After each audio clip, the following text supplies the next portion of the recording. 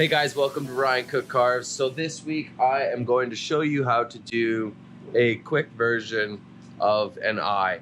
There is so many different eyes that you can do. This is kind of a human form, but it's mixed with an ape. This is obviously a Bigfoot. So I thought to myself, this is a good one for humans. So if you're doing spirit faces, or if you're doing, I don't know. This is a simple version of a very not complicated, but so many different techniques. Every carver's got their own style. Every carver has theirs. This will be my quick version on how to do a human eye mixed with a bit of an ape. So right away, I look to balance these out. I will use a Dremel 4300 with this attachment. I don't always use this attachment. I normally do it with just with the Dremel itself, but I like this thing. This has a lot of power and it actually lasts a lot. It's a lot better than like your Fordhams. I find the Fordham is too slow. So what I'm gonna do right off the hop is I'm gonna push up here, and I started doing that, and then I thought to myself, you know what? This is a great opportunity to do a good eye video. So I'm gonna push up here, I'm gonna push down here, and then I'm gonna find my 2 center points. Because if you look at an eye, our heads are 1, 2, 3, 4, 5 to the ears. So we can divide it into 5. If you look up how to draw heads and how to divide them up, that is one way to divide up a head. I always do that. The ape is a little bit different. This is a much more pronounced brow, shorter punched in nose. And I think with Harry and the Hendersons, they actually kind of wanted to create a tighter eye socket, so it's a little bit off, but I'm gonna carve the eyes exactly the same as it would be. I use the saburrtooth green flame bit that goes for Dremel. Here right below is the picture and the exact number, so you guys can look it up. Sawvalley.com is going to have an online store soon. I'm going to be working with mostly Canadian. If you want to go to American, go to Bob King's. He's got everything there. Or you can just go to saburrtooth.com. But if you want to support me and support Canada, I will be selling a bunch of bits and burrs and all kinds of stuff shortly on an online store that I'm working on right now. Thanks to my good friend Caitlin Davidson at her amazing website link right here. Let's get to it. I'll start with this, then I'll work into the cone flame bit for the finish. Won't take long. I like to get a circle. I like to get where my tear duct is, and then the other parts. And then once I have those kind of shaped, I'll shape it into a circle, and then I'll show you guys the next part. So I really work the circles around the eyes and pushing in on the pupils and the side of the eyes, because at that point you can push a little deeper because it kind of creates a shadow also. And as soon as I've finished that, now I switch to the 125 high-speed cone that Dremel sells right here. They work fantastic. It burns and carves at the exact same time. I find that really punches out lines. Now when I'm doing these, I like to do the top of the eye socket first, and then the bottom, as you can see.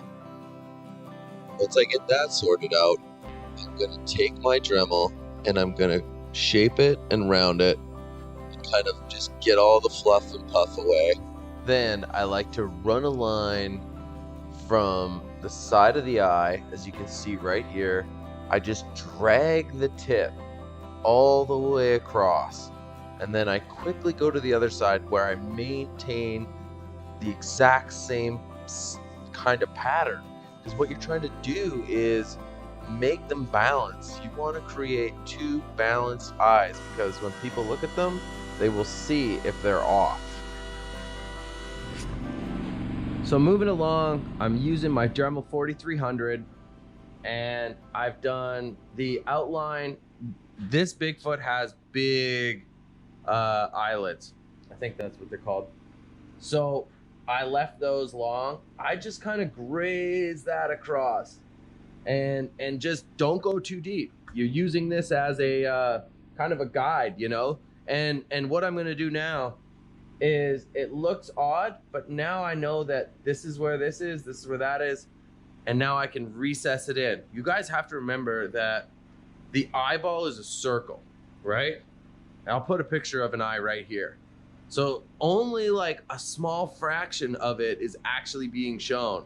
So when you're carving it, you're just carving the outer edge of what goes on to be a full circle back there. And that's something you really should factor in. This is just for human form. And my style is way different than like Chris's or Simon O'Rourke, who does it like with a half shell. There's so many variations that you could do with this. This is just for me, a quick one that I do with my spirit faces, like all kinds of stuff. I'm gonna do some spirit face videos soon, but right now it's really busy, so I just have to do commission work and try to find videos that I can make while I'm doing them. But I thought this was a great opportunity, you know? You can apply them to owls. I've done them with owls. If you want to give an owl like a human form eye, or a bear, I used to do my bears like that. I'll show you one here.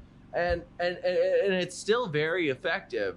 It's just not what they actually look like. So for myself, I'm really going into like more of a realistic kind of look a lot of the times, and you know, I over detail things, but that's my style. So whatever you guys find is going to be your style. So just find what works and do it. Hopefully this is going to help you. Let's get at it. I'll show you how we keep her going. So I just like to scrunch this away. So I'll take this and start working. Well, I sure did make up a word, scrunch. Okay, moving on. So, if you look at how I'm kind of trying to dig out the eyes, but not really go too deep, I'm just kind of scraping away the layers of wood until it looks flush. And if you can do that without digging too deeply, and just using the tip and the cone of the burr, you can really find an effective way to dig that away. And that works for almost every single eye that I know of. So now I've got that. You can kind of see how it's come. And it's looking pretty good. It's quite balanced. It's a little bit off here, but that's okay. I'll get it. It's just harder when you're trying to dig in on one side. Every side is going to be different. Now you want to kind of go, okay, what's the direction this guy's looking?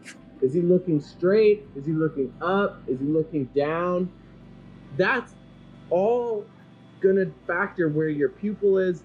If you're doing a half shell up, if you're doing a half shell down, it's all about what your idea is. If he's looking to the left, that means you're gonna have it pulling over here and then over here. So you have to figure out what's gonna work for you. And for me, I'm doing simple. He's looking forward. I'm gonna do a half shell under, and then under here, and then I'm going to do a very small little pupil here. I just go like this. Hey, so I'm sorry, I couldn't get a good shot of it because literally I'm carving this by myself. But what I do is I do a small circle and then another half circle. And you can see it right there if you look at that eye to the left. That's exactly what I do. I leave a small pupil. I just try to make sure they're directly centered, so they look the same direction. No matter what direction they're looking, they're balanced. So there's a couple more things I could talk about. I'm going to definitely dive more into carving eyes when I start doing lessons. That's coming up in the fall. I've got a lesson plan coming up. So if you guys are interested in taking carving lessons, it's going to be all virtual. It could be anywhere in the world. It's going to be a Skype class once a week. We're going to have a project. Everybody's going to carve. Then we're going to talk about them all together and work as a team to kind of create and come up with a cool thing. I've done this style with my old teacher, but this is kind of how I'm going to end this video. It's very effective. You'll see it as it stands out. He's popping. You got to watch out because when you're doing eyes, it's how you hold this. Be careful. You don't want to get atrophoria with one eye looking at you and one eye looking for you. You know what I mean? And that's very easy and happens a lot if you're not very consistent and doing it at the same time. So I hope this video has helped. My name's Ryan Cook, and as you're watching this right now, You're seeing that I've burned it, sanded it, added in some wrinkles in the eyes, and now we're back. So I'm Ryan Cook. If you like this video, give it a like, and if you like what I'm doing, give it a subscribe. Everything helps me. I'm really excited when I get them. And yeah, the online store is coming up soon. We're going to be doing a bunch of things. Thanks so much for watching. Cheers. Carve safe, be safe, and be kind to people.